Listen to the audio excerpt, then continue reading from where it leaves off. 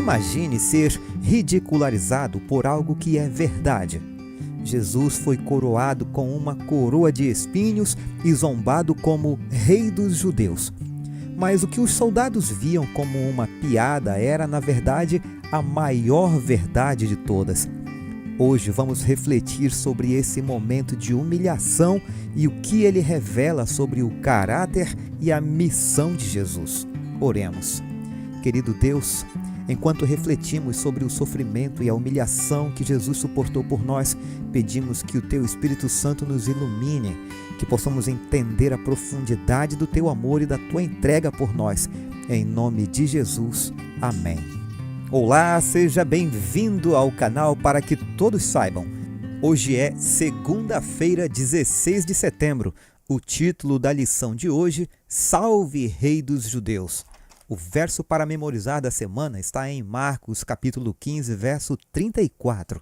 Por volta das 3 horas da tarde, Jesus bradou em alta voz, Eloi, Eloi, lama sabachthani, que significa, meu Deus, por que me abandonaste? Marcos, capítulo 15, versos 15 ao 20, nos apresenta uma cena de zombaria e dor. Jesus é levado para ser crucificado, mas antes disso, os soldados o vestem com um manto de púrpura, colocam uma coroa de espinhos em sua cabeça e, ironicamente, dizem, Salve, Rei dos Judeus! O que os soldados não perceberam é que, naquele momento, estavam diante do verdadeiro rei. Vamos mergulhar nesse episódio e entender seu significado. Nas palavras do autor da lição, os romanos espancavam os prisioneiros a fim de prepará-los para a execução. A vítima era despida, amarrada a um poste e depois açoitada com chicotes de couro, aos quais eram amarrados pedaços de ossos, vidros, pedras e pregos.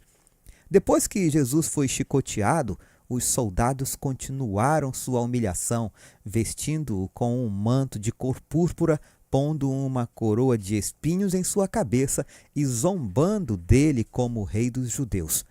Os soldados, chamados de tropa ou coorte, eram um grupo de 200 a 600 homens. A ironia da cena é evidente para o leitor, porque Jesus realmente era o rei, e as palavras zombeteiras dos soldados proclamavam essa verdade.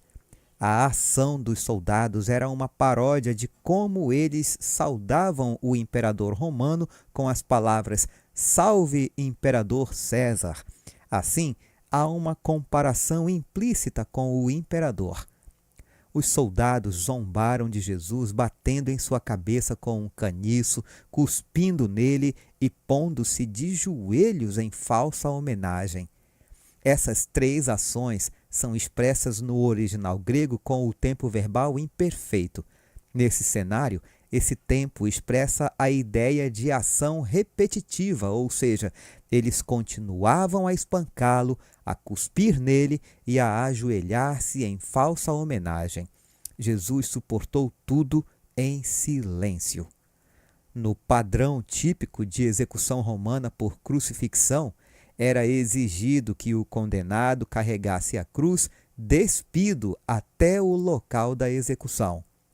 O objetivo, mais uma vez, era humilhar e envergonhar completamente a pessoa diante da comunidade. Os judeus, no entanto, abominavam a nudez pública. Marcos, capítulo 15, verso 20, observa que os soldados removeram o manto púrpura e colocaram as próprias roupas de Jesus em volta dele. Assim, aparentemente, essa foi uma concessão que os romanos fizeram aos judeus naquele momento e local. Pense em toda a ironia. Os soldados se curvavam e prestaram homenagem a Jesus como rei, em atitude de zombaria, embora Jesus realmente fosse o rei, não apenas dos judeus, mas também o rei deles. E o autor termina com a pergunta: aqueles homens não sabiam o que faziam. A ignorância os desculpará no dia do juízo?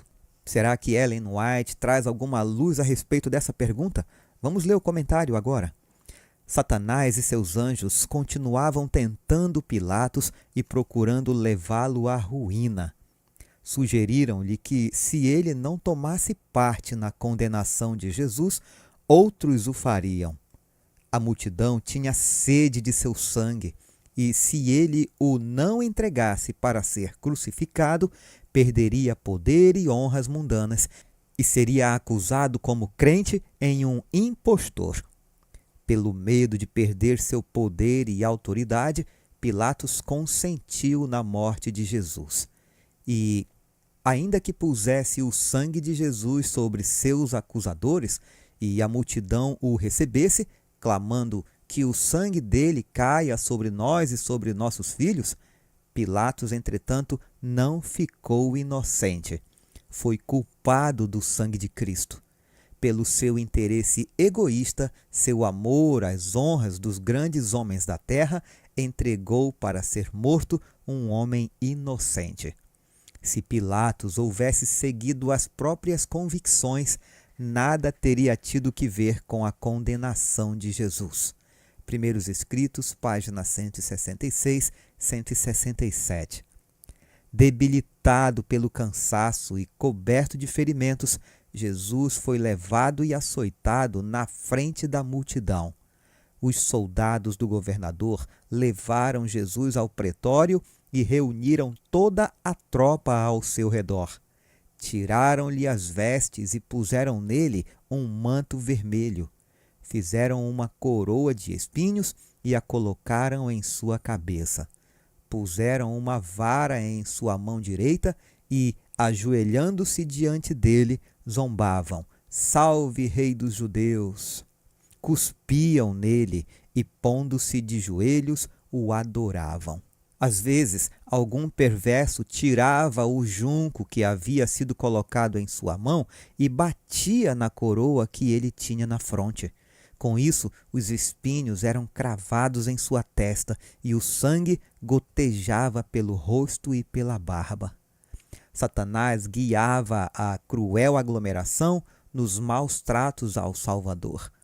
Era seu propósito provocá-lo, se possível, à represália ou levá-lo a realizar um milagre para se libertar, frustrando assim o plano da salvação. O desejado de todas as nações, páginas 589 e 590. Aqueles que zombaram quando Jesus disse ser o Filho de Deus estão agora mudos. Ali está o arrogante Herodes, que caçoou de seu título real, mandando os soldados escarnecedores coroá-lo como rei. Estão ali os mesmos homens que, com mãos ímpias, colocaram-lhe sobre o corpo o manto de púrpura e sobre a fronte sangrada a coroa de espinhos, que puseram naquela mão inofensiva uma imitação de cetro e que, diante dele, curvavam-se em blasfema zombaria. Os homens que bateram e cuspiram no príncipe da vida agora se desviam de seu penetrante olhar, procurando fugir da irresistível glória de sua presença. Aqueles que introduziram os pregos através de suas mãos e pés e o soldado que lhe feriu o lado com uma lança contemplam esses sinais com pavor e remorso. E, agora, ergue-se um clamor de agonia mortal, mais alto do que o grito "Crucifique! Crucifique!", que repercutiu pelas ruas de Jerusalém. Ecoa o pranto terrível e desesperado: "Ele é o Filho de Deus! Ele é o verdadeiro Messias!" Procuram fugir da presença do Rei dos Reis. Nas profundas cavernas da terra, fendida pelos elementos em convulsão, tentam em vão se esconder. O Grande Conflito, página 533. Para concluirmos, mesmo em meio à zombaria e ao sofrimento, Jesus permaneceu fiel à sua missão. Ele é o nosso Rei, o Rei que escolheu a cruz por nós. E agora eu pergunto a você: como você responde ao reinado de Jesus em sua vida? Deixe as suas respostas nos comentários, eu quero saber o que você pensa. Espero você amanhã para continuarmos nosso estudo. Um forte abraço e fiquem todos com Jesus.